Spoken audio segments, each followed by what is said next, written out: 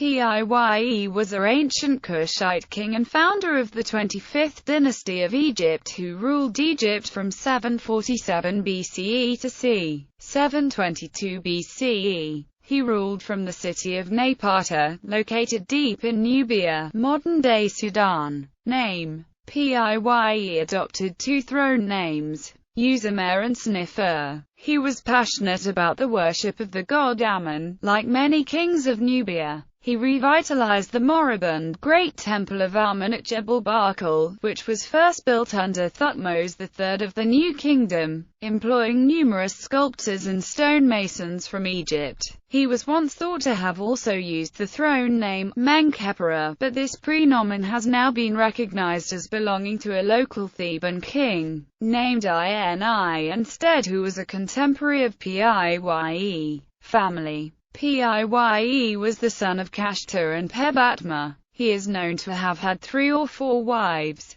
Abba was the mother of his successor Taharka. Further wives are Tabiri, Pexata and probably Kensa. Piye is known to have had several children. He was the father of King Shabitku, said to be a son of Piye, or alternatively a brother of Piye, King Taharka, son of Queen Abba. He would take the throne after his uncle Shabaka and another male relative Shabitku, God's wife of Ammon-Shepenwepet II, installed in Thebes during the reign of her brother Taharka. Kalhutta, wife of King Shabaka, she was the mother of King Tanataman and probably of King Shabatakar as well. Tabakenamun married her brother Taharka. Napare married her brother Taharka. Takahatanaman married her brother Taharka. Ati married King Shabitku.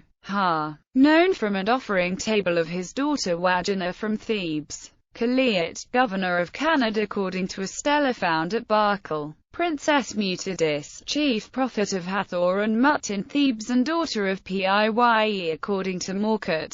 Thought to be a daughter of a local ruler named Menkaperra Kamuni from Hermopolis by Kitchen. Conquest of Egypt. In reaction to this, Tefnut-Tepseus formed a coalition between the local kings of the Delta region and enticed Piye's nominal ally, King Nimlot of Hermopolis, to defect to his side. Tefnut then sent his coalition army south and besieged Heracleopolis, where its king Peth-Joawibast and the local Nubian commanders appealed to Piye for help. Piye reacted quickly to this crisis in his regnal year 20 by assembling an army to invade Middle and Lower Egypt and visited Thebes in time for the Great Opet Festival, which proves he effectively controlled Upper Egypt by this time. His military feats are chronicled in the Victory Stela at Gebel Barkal. Piye viewed his campaign as a holy war, commanding his soldiers to cleanse themselves ritually before beginning battle. He himself offered sacrifices to the great god Ammon. Piye then marched north and achieved complete victory at Heracleopolis, conquering the cities of Hermopolis and Memphis among others,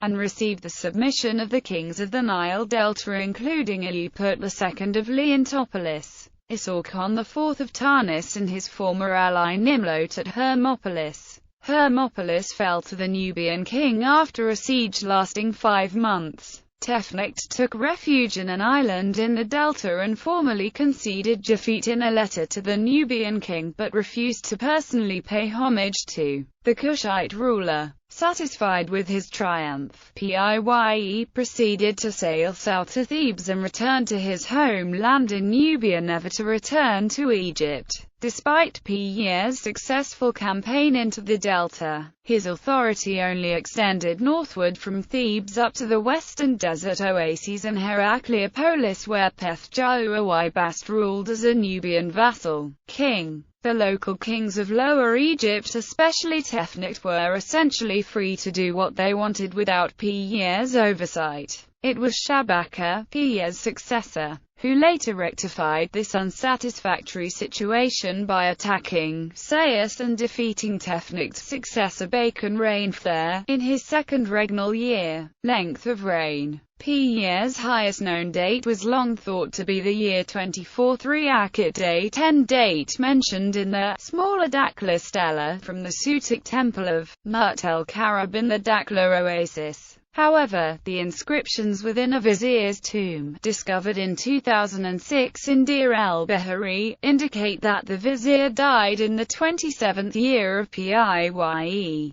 Another possible relevant information are the reliefs from the Great Temple at Jebel Barkal, which depict Piye celebrating a Hebsed festival. Such festivals were traditionally celebrated in a king's 30th year. It is debated whether they portrayed an historical events, or were prepared in advance for the festival, in which case Piye might have died before his 30th regnal year. The 2006 discovery lends more weight to the former option. Kenneth Kitchen has suggested a reign of 31 years for Piye based on the year 7 donation stela of a certain Shepsesri Tefnut whom he viewed as Piye's opponent. However, this stela is now believed to refer instead to King Tefnut II from the late Nubian era because of stylistic similarities to another, dated to year 2 of Necho I's reign. More recently, in the February 2008 issue of National Geographic, Robert Draper wrote that Piye ruled for 35 years and invaded all of Egypt in his 20th regnal year in about 730 BC. However, no archaeological source gives Piye a reign of more than 31 years at present. Burial. Piye was buried east of his pyramid, at El Karu near Jebel Barkal in what is now northern Sudan. Down a stairway of 19 steps open to the east. The burial chamber is cut into the bedrock as an open trench and covered with a corbelled masonry roof.